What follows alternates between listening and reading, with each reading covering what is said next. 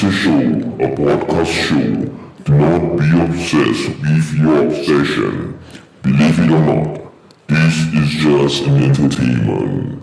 Creepy tale.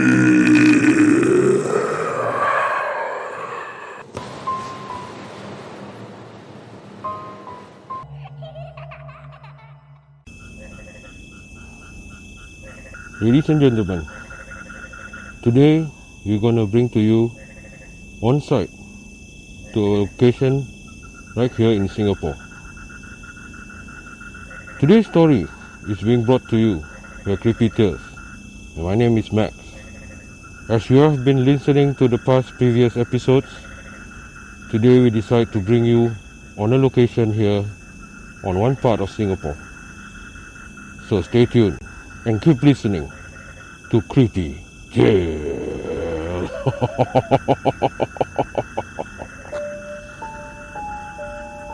This story was given by one of the listeners in the Creepy Tales, and it shares the incident that he had during one of our trips back there in India.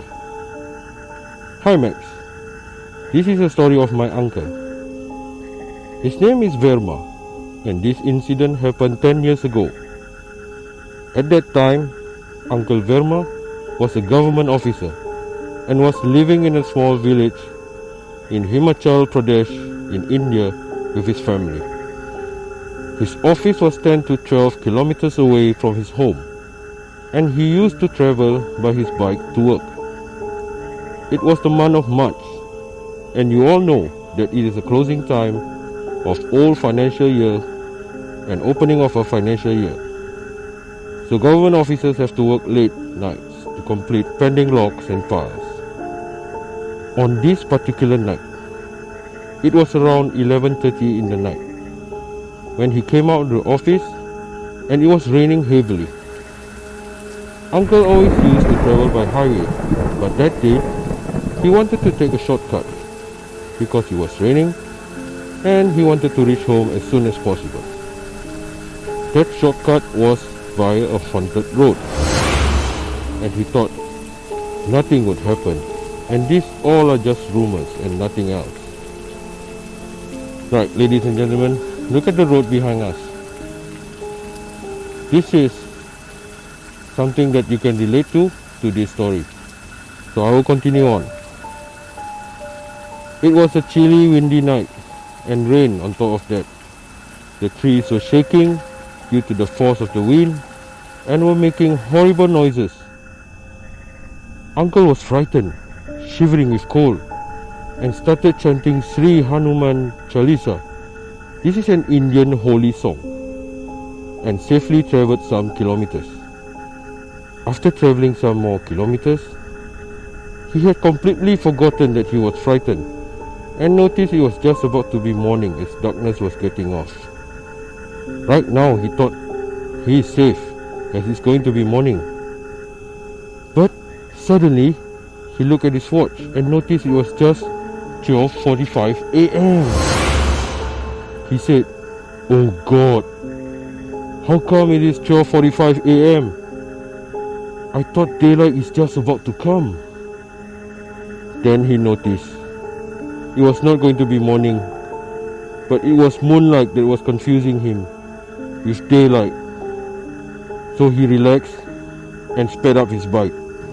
But approximately 10 minutes of driving, he noticed a lady on the right side of the road asking for a lift.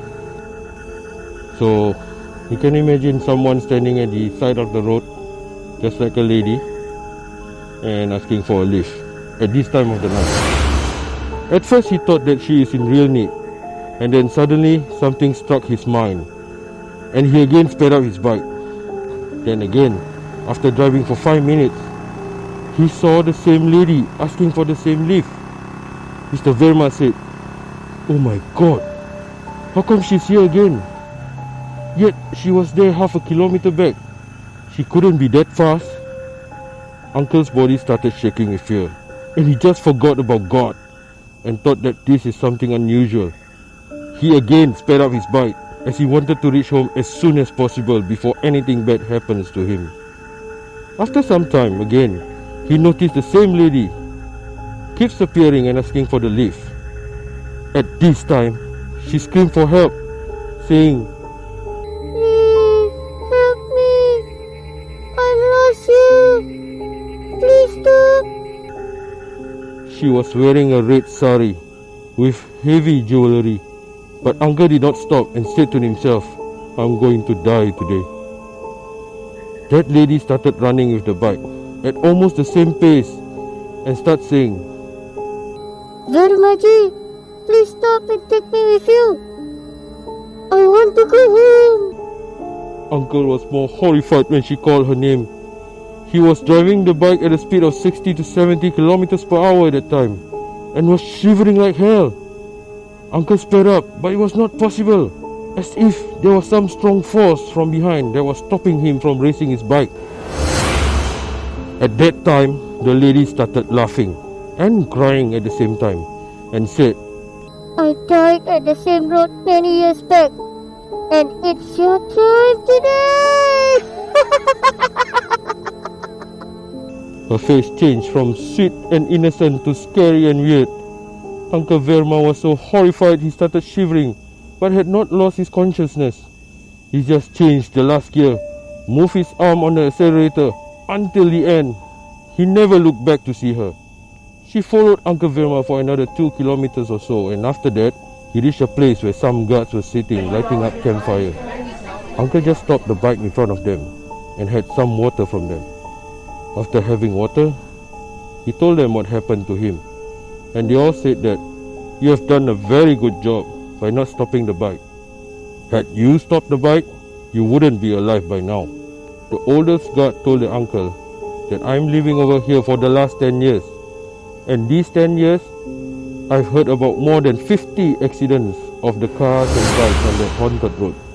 He told uncle, saying in Hindi, Bhagwan ne apako bachalya, uske bat. Uncle Kabir asked, Rod pa nahi ge. So friends, I believe in ghosts, spirits, and paranormal, as I believe in the Almighty God. It's all creatures of nature. So how? Scary, right? This is a story that you can relate, probably in one of your road trips.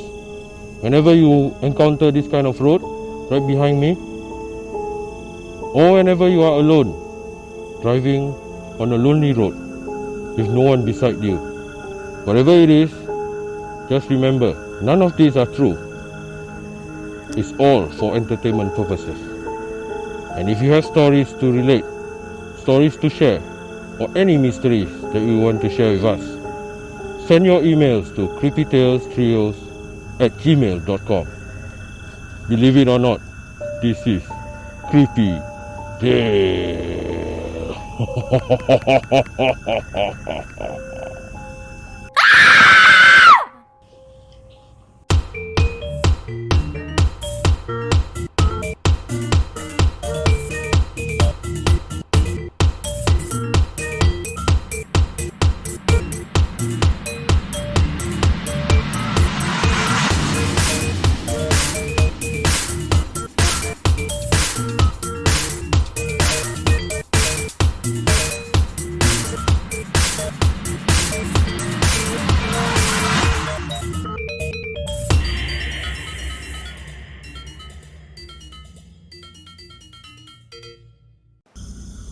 Thank you for listening to Creepy Tales.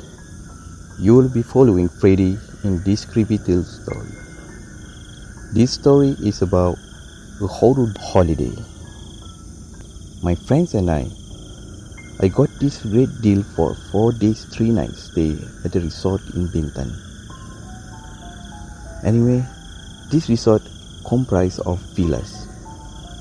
Ours was a 3-bedroom villa where the living and dining room, kitchens were downstairs and the bedroom were upstairs.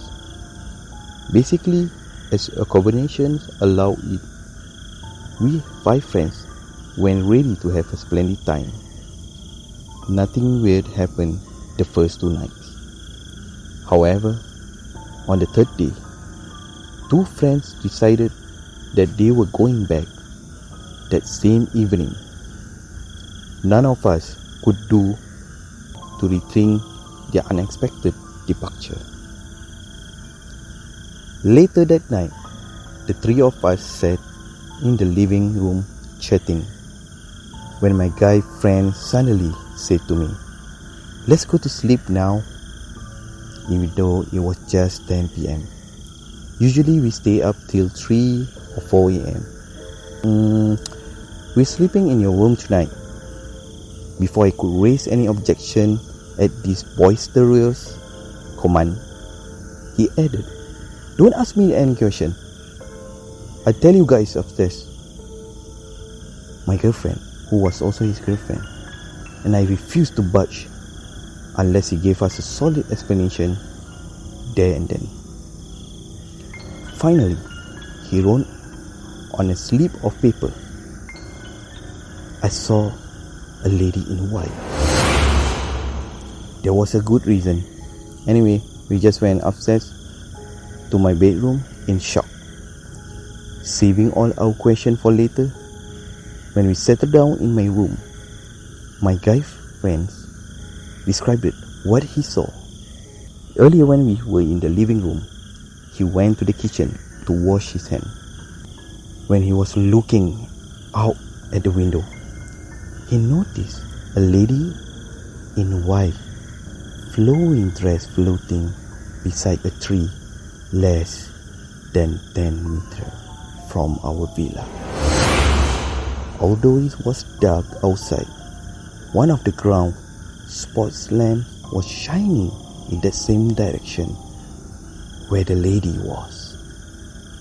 The added light made his vision clear enough for what he would notice next.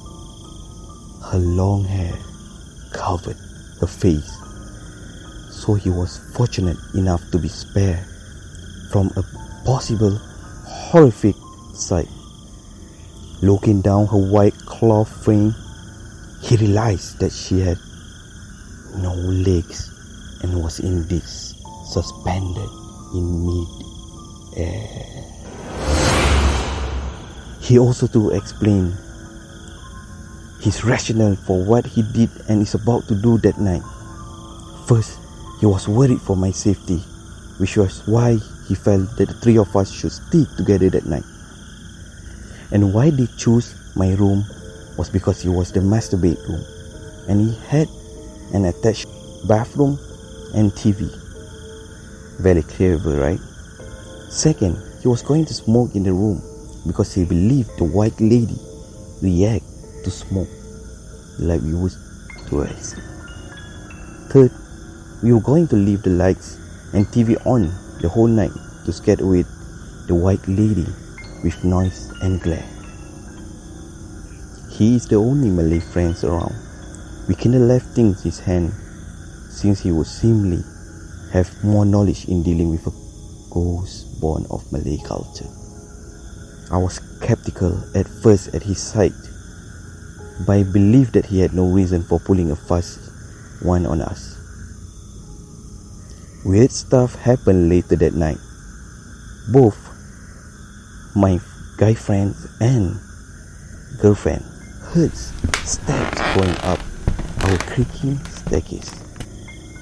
They think too much, assuming it was me going to get a glass of water from the kitchen. Also, they realized that our room door had been left ajar, when in fact we had it locked before going to the bed. Moreover, there were sweating buckets despite the aircon. The next morning, while talking about the past night's event, I mentioned that I had not gotten up at all. I was dead fast asleep the whole night. Also, strangely, I was feeling very, very cold, and I kept tugging at the blanket. How could they be feeling so hot? Hours before we left Bintan, we made a small talk with the employees at the resort, and to our amazement, when the subject of our experience the previous night was told, they weren't the least surprised.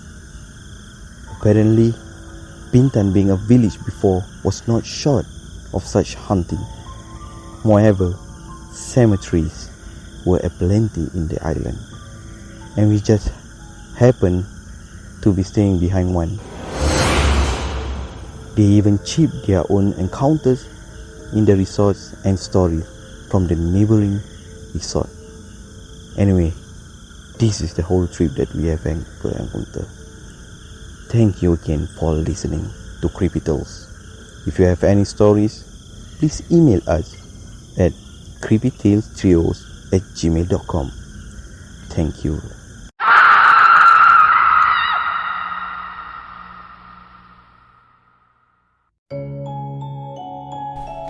Ladies and gentlemen, boys and girls, children of all ages, please remember the stories that we share over here are just purely meant for entertainment purposes. Do not at any time take this seriously. And remember, always listen to Creepy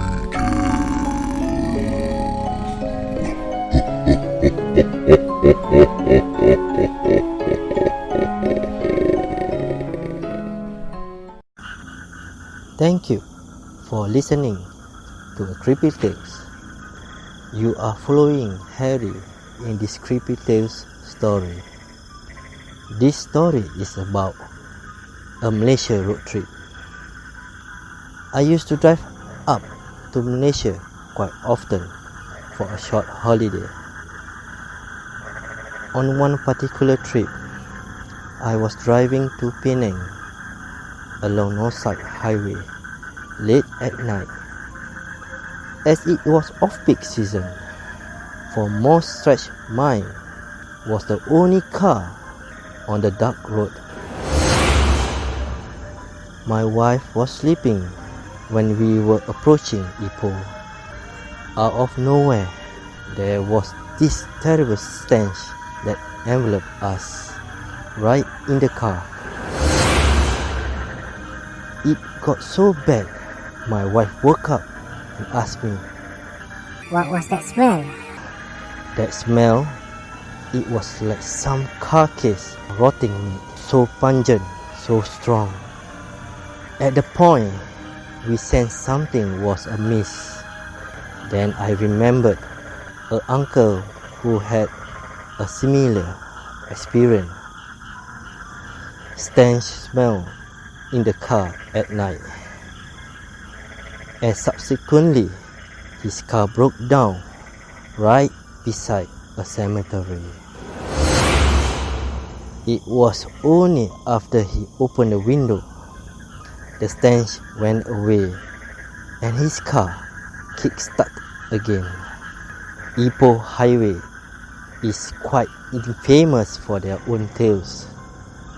So I was hoping, not here, please. So I told my wife to go back to sleep while I opened the window a bit for ventilation.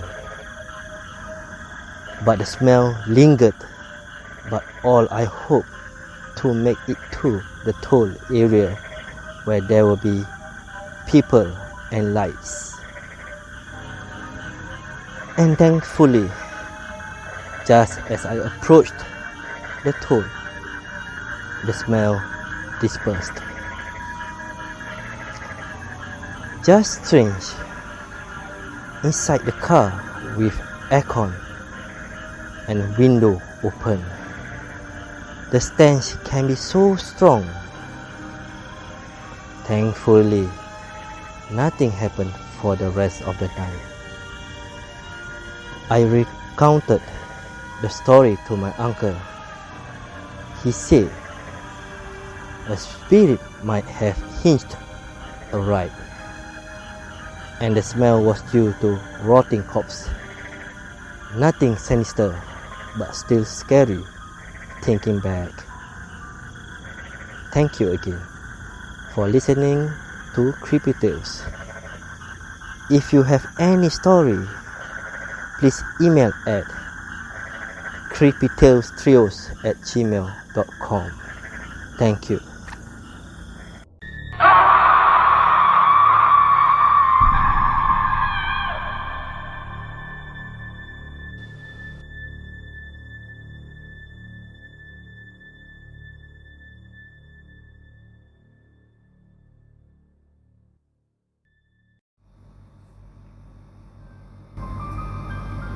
ladies and gentlemen, thank you very much for tuning in Creepy Tales. Well, if you have creepy stories to share, you could email us at creepytalestrioz@gmail.com. That's creepytalestrioz@gmail.com.